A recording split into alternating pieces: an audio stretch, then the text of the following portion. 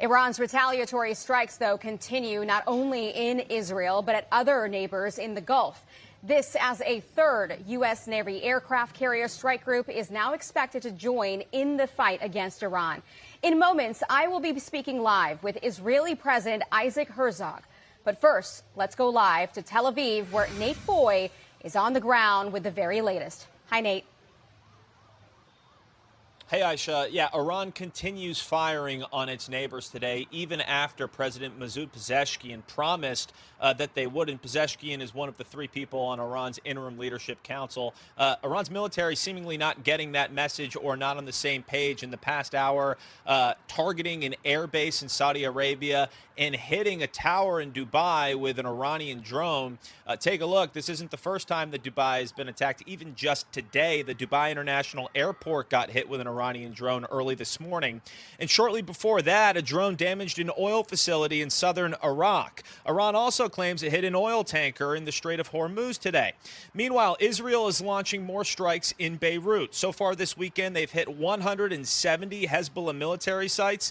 Sirens are also blaring in northern Israel this hour. Meanwhile, the U.S. bombing campaign continues in Tehran. President Trump promised a big wave of attacks today, as so far the U.S. has struck 3,000 targets in Iran during the first week of Operation Epic Fury. The U.S. has also sunk at least 42 ships as the U.S. continues degrading Iran's offensive and defensive capabilities. However, those capabilities still exist, as we have seen in Tel Aviv today. Iran has fired ballistic missiles here and at central Israel several times. We've seen intercept missiles go off behind us, and Israel's air defense has been effective. We'll send it back to you, Aisha. Okay, Nate Foy reporting live for us. Nate, thank you. For more on the ongoing conflict with Iran, let's bring in now the president of Israel, Isaac Herzog. President Herzog, thank you so much for being on the program with us today. Thank you, Aisha. It's a pleasure. I want to start with what the president has said about what he needs from Iran. He has continuously said he wants a unconditional surrender. He won't accept anything else. What does that look like to you, sir?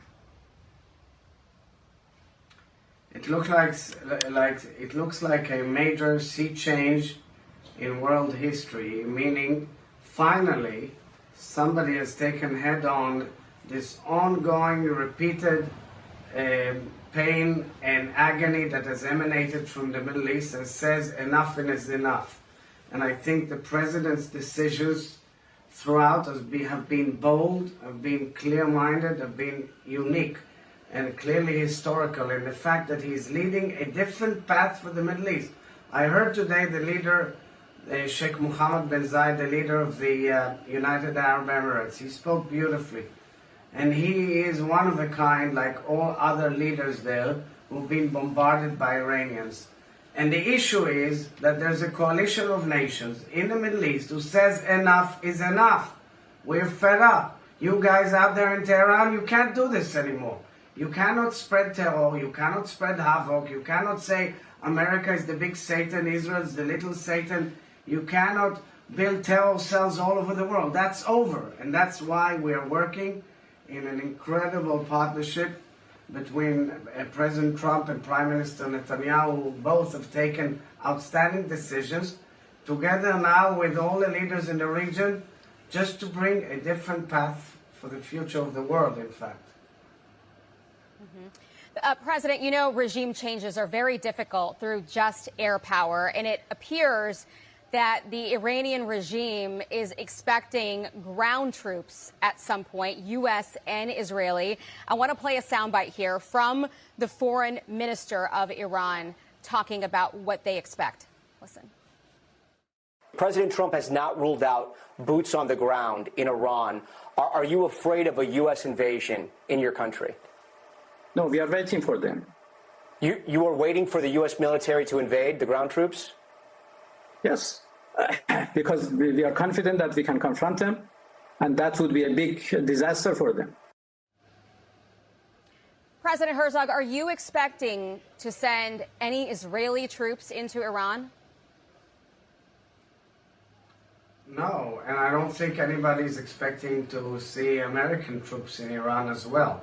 I think part of the comments of the Iranian foreign minister is in order to impact American public opinion and scare American public opinion. You've got to understand, Aisha, first and foremost, we are both in this unique partnership are delineating the power of the Iranian military, revolutionary guards, and the extreme cruelty of their regime.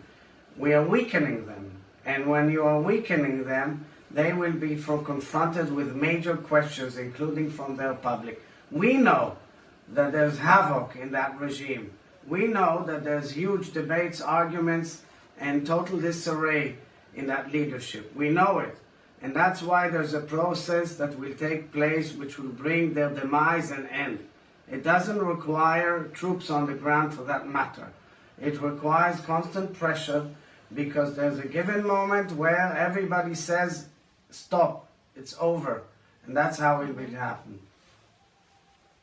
Can I ask you about the Kurds? There's reporting out there that the Kurds, the fighters, might be sent into Iran to start a ground offensive. The White House has pushed back on any reporting that suggests that there is some sort of a plan to use the Kurds. But wouldn't that help both Israeli and U.S. troops? Would you be supportive of using the Kurdish fighters? One has to understand that the Kurds have their own aspirations and needs and objectives. The Kurds are spread all over the Middle East. I would be very cautious in saying who's joining, who's not joining.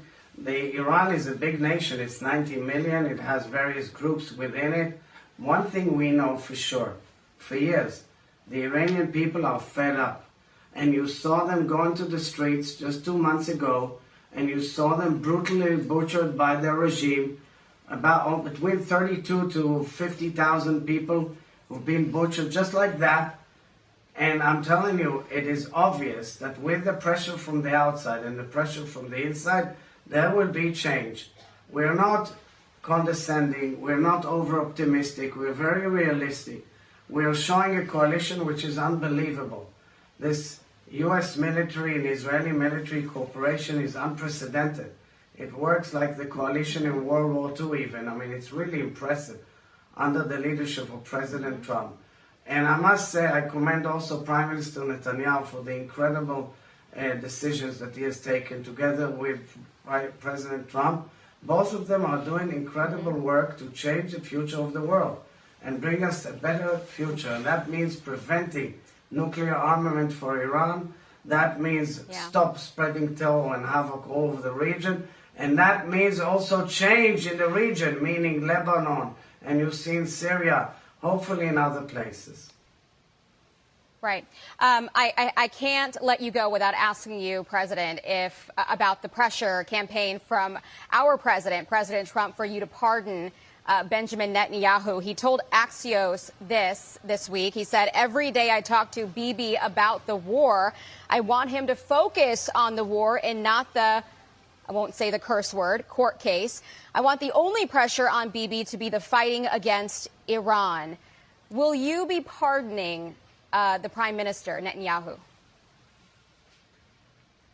So let's put things on record and in perspective. First of all, during the war, there are no proceedings at all, so it's off the charts and off the table, and the Prime Minister is solely focused on the war. Number two, just to explain to your viewers, I'm the head of state. I don't have executive powers. It's similar to what you see in Europe and other countries, and I have the pardoning power. I'm of course obliged and sworn into Israeli law, just like you have American Constitution for the President of the United States. So we have the Israeli Constitution for the President of Israel. So I said, would you be supportive of a pardon, sir? Wait a minute. I said that I will consider everything seriously, but I'm obliged under the process and under Israeli law to await opinions that must be given to me by the relevant authorities. And that is why, of course, everything's on the table, but it has to be done according to Israeli law. I respect President Trump tremendously, honestly. and I take the brunt with a lot of affection and respect to him, because he's the leader of the free world who's changing history. But on the merits of a case, which is an internal case in Israel, I am obliged, I'm sworn in, and I'm the president of the State of Israel. Okay. President Herzog, thank you very much for joining us from Israel. We very much appreciate your time. Great to see you. Thank you very much. Be sure to like and subscribe for all the Fox News latest on YouTube and catch full shows streaming now on Fox One.